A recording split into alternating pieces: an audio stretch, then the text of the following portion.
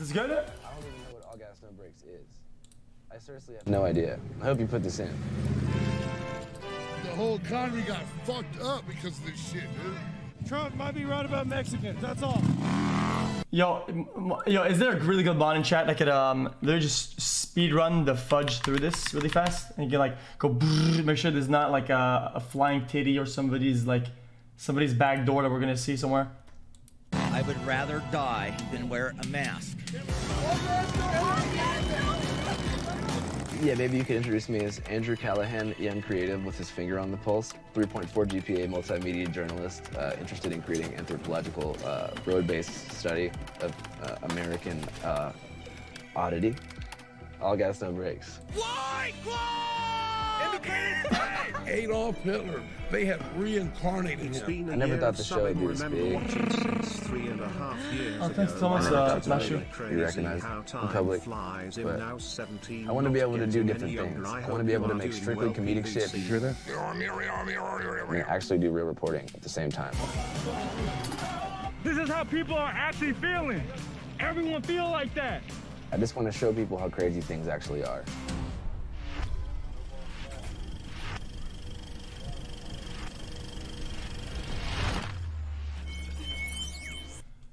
Those is the highlights, similar to TOS. Yeah, I'm trying to get your mods and give me the parts so I can skip them. Okay, 950 apparently there's one. Thanks, good job. I live at Walmart, basically in Indiana. I don't live in Indiana, but spiritually and metaphorically, I basically live in Indiana because I live at identical Walmarts from truck stop to truck stop. So I'm Indiana based. The name All Gas, No Brakes, I have no idea where it came from. All gas, no brakes, baby! Show me your butthole! Flip-flop the clown of a foot fetish. Everybody cough in my face! Why are you doing this? I have nothing better to do. Show some fucking motivation! Fuck Antifa! Fuck Antifa! Some people call it comedy, journalism, ethnography, anthropology, all kinds of academic terms. I saw like a research paper on it. There's a way to break it down, but it's not for me to do. Only like the lamest creators analyze themselves, package it with buzzwords, and distribute it. I just go outside and put a suit on and just talk to people. Real, dude! That's real shit, dude. That's real shit, dude. How many times have I told you guys this before, dude? That's real and true. Go outside and put a suit on and just talk to people. Shit, we real out here. You hear me? 1K out here. Let them know. We real, we 1K out here.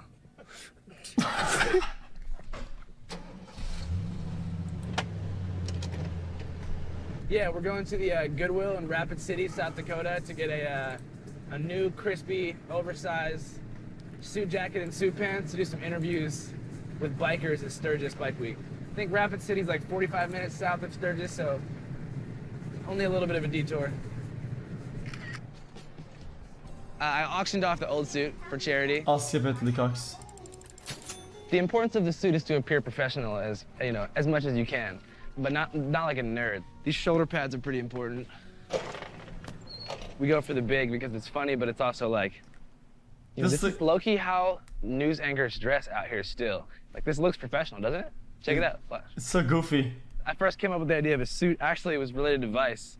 I think I was like 18, I was living in New York, and I bought like a suit just like this, so I could go to the Vice office in Williamsburg and then pitch my book. I'm in the Big Apple to do big business, and no, I couldn't pitch anything? Nobody? Can you stop videotaping?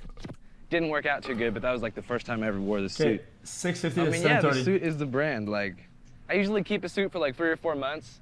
The first suit I had for like 6 months straight. This would be a good time to introduce my camera guy. Yo, come here, come here. Hey, come here. Hey, it's my camera guy, Nick. He does all the hard work. Andrew and I met in New Orleans. I guess I got involved because he asked me to hitchhike with him when we graduated college. It used to be that I had to find Andrew's debit card or the keys or his phone all by myself. But now Evan's been with us for like 4 or 5 months, and now Evan That's pretty cool though. For Andrew's debit card and Andrew's keys and Andrew's phone. I am the production manager for All Gas No Brakes. Nick really does like camera one. This is not something really suited for a nude beach. It's like real life Borat. Camera 2, I'll do audio, I'll finesse people for releases, I handle press. We kind of all co-direct when we're at shoots. Like, we all know what's funny. We all talk about what footage to use. I think like the big part of the show is like Andrew's style of editing. If anyone tried to colonize them, they got fucked up. There's gotta be a question for fucked up, right? Yeah, fucked up. I've been friends with Andrew since we were probably about 13. He just kept telling me like, dude, you gotta come work with me, you gotta come work with me. And I was like, no, like, I refuse to have Andrew Callahan do anything that kind of resembles being my boss, just because he's such a fucking character. Who knows how well that's gonna go. I guess I've been doing it for probably like 6 months now, and it's bigger than ever. I never thought the show would be this big. I think maybe the oh shit moment is happening right now.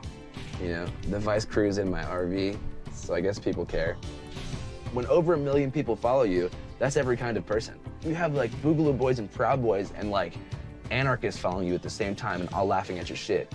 I have to show what's going on. You guys want to walk in show? toward the RV?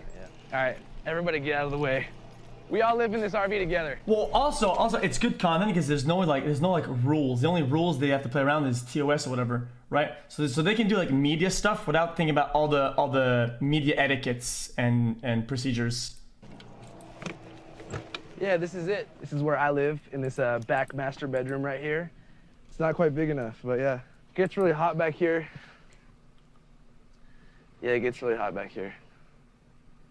This is where we keep all the, you know, like, fuck. My favorite camera that we use is this shit. This is our, like, OG camera. We bought it in Miami off of, like, this old Cuban man for, like, I think 500 bucks. This is a map of the flat Earth.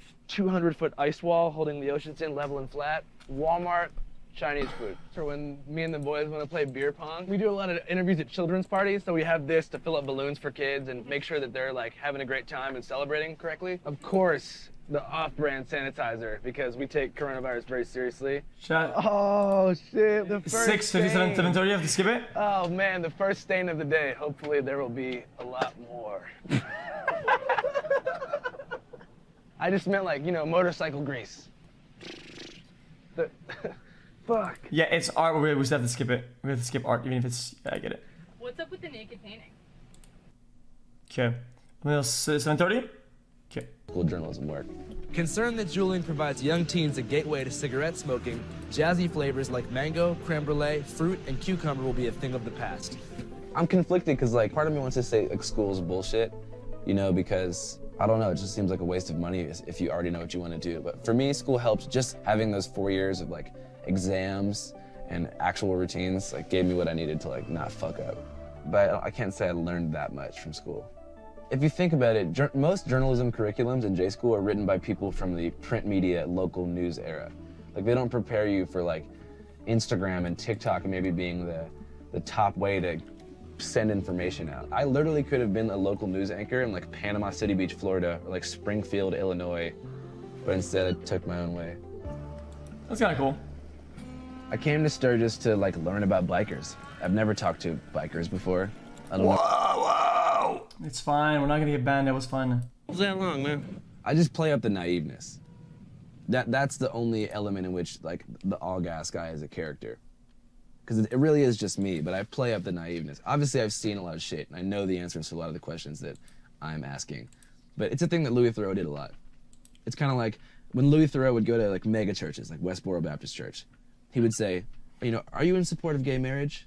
You know the answer, but you want to have that dialogue so the audience can consume it firsthand, because not everybody knows certain things. So the only way that the all gas dude is a character is just asking basic questions that he already knows the answer.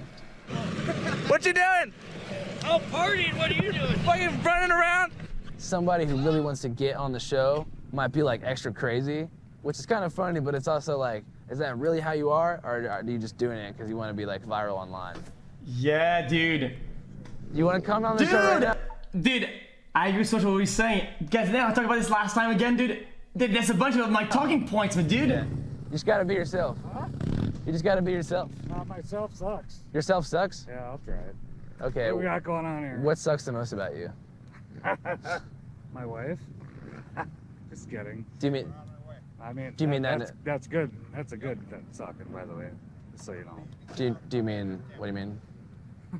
Really? What do you think? A woman sucking, think about it. I don't get it. Okay. Are you still thinking? I see what you're saying. Are you sure? Yeah, I see what you're saying. I'm out of here. Thank you. We smashed it. What was that? There it is. You just saw what it looks like. When someone comes up and is like, I'm gonna bust this kid's balls, and he's like, my wife, sucking on it, or whatever, and I'm like, the best is when they deadpan just say the full sentence at the end. Like if that dude looked at me and he's like, I'm talking about my wife giving me head. You know what I'm saying? Yeah, that would have I been got a chat 9 ideal. 20. That would have been the crash zoom. My battery's dead, let's get charged. All right. Part of me just like wants to just like get the hell out of here. Go somewhere where there's no bikers and no one else. Well, it's just kind of dangerous. Like, relax. So All Gas No Brakes started. So first there was like the book All Gas No Brakes, which was about hitchhiking. The first time I went hitchhiking, I was like 19, after my freshman year of college, and spent that entire summer with like a recorder at different bus stations and motels, just like talking to people, I guess on like the fringe of society, like real like road people. This is a story from my first ever ride hitchhiking that was mistaken for a male sex worker. So that was pretty funny. Yeah, he asked me if I wanted to hitchhike with him across the country, and I had, like, you know, that sounded awesome. Because he had been hitchhiking by himself, like a bunch of times. So we did that. You guys knew it was a flute. Hopkinsville, Kentucky. We're trying to make it to Colorado. Living in an RV gives me everything the hitchhiking did, minus hustling for food and showering and a place to sleep at night. It pretty much like totally encompasses everything that I liked about hitchhiking and then throws away all the shit that I hated about it, which is sleeping at random strangers' houses and like stealing almonds. That's what hitchhiking is. Stealing almonds. Then I started making videos on Bourbon Street in New Orleans, interviewing like drunk people. And then I figured like, yo, I want to combine like comedic interview style with that philosophy of the road.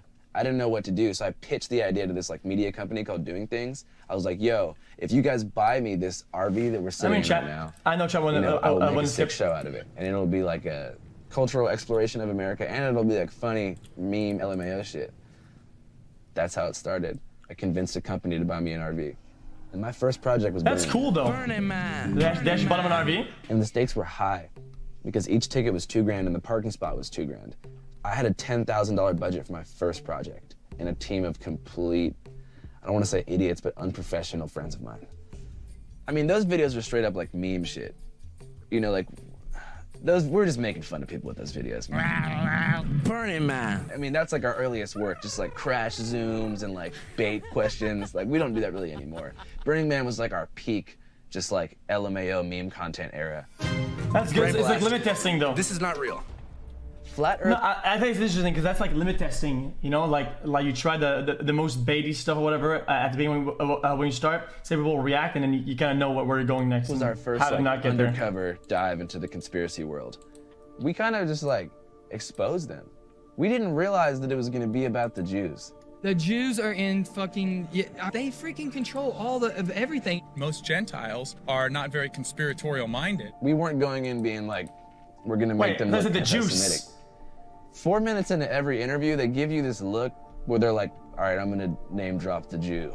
And then before you know it, they're like fucking totally saying crazy shit about Hitler. A little short guy with the funny mustache about yay tall. He realized that the flat earth model was correct and went to seize the gate of the South in what we call New Berlin, Antarctica. And we don't bait people with any questions. What we do is we remain neutral, which causes people to say insane shit. I don't know why they say crazy shit. I don't say anything.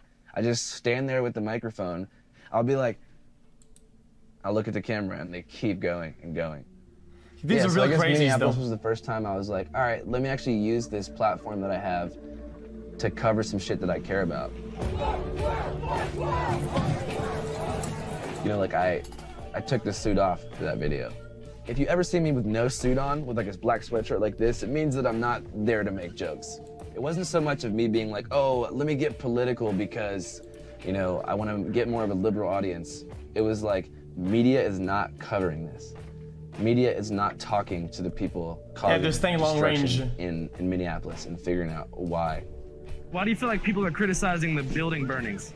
Because they don't know. They privileged. They don't care about the humans. They don't care about black folks. This is temporary, okay? This is our future we stand up for. We making history right now. And I filmed from like 11 to 4 in the morning. And I was like, you know what? I feel like I just created something dope.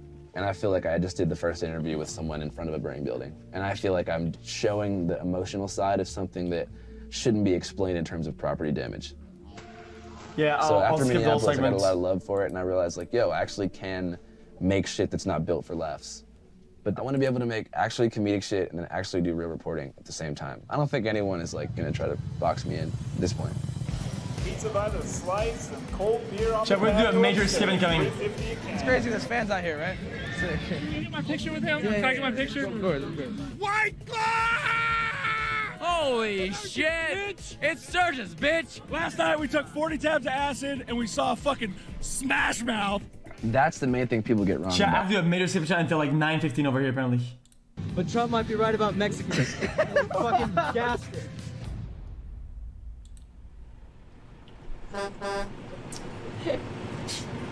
Am I role playing? No. Is this like a stalemate? Is this a fucking showdown? Are we supposed to move? We'll totally go around it. Everybody has indigenous ancestors, you know? Like, Is she gonna hit us? What the fuck is this? Is everything okay? Back up. We have to back the car up? Back it up. Yeah, Why? I'd say I have an emotional connection to the RV, but I'm also ready to stop living in it at any moment. It's fun to like go wherever you want, right? And I have like the freedom to like hop between states every day. But at the same time, you kind of miss having like a friend group or like a network of people. Like you kind of feel like baseless in a way. So I want to keep living in the That's RV, the but I loading want to dock. like pick a city where I can have friends that I come back to. The more I stay still, the more I start to dissociate. And the more I start to feel like I'm living in a simulation, like I'm trapped behind my eyes. I have that permanent too. brain damage from shrooms. Seriously? Okay. Yeah. I have something that's called HPPD.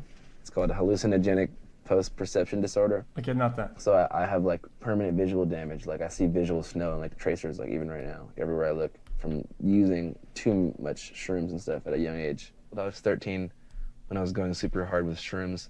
So I guess around that age, I started to like dissociate a lot.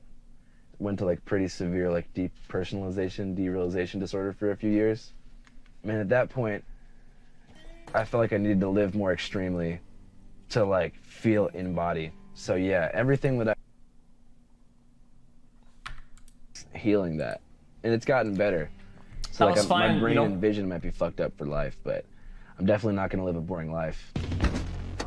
That was fine, just, you know, maybe I could have done Sometimes I worse. get worried that, you know, when the show grows, like it'll be harder to like keep it raw and real, but to be honest, the show's already pretty big and we're still doing this, so fuck, man. Life's crazy. I didn't ever think I would have a show.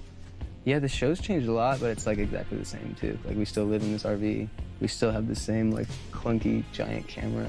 Barely understand what a shutter speed is or does.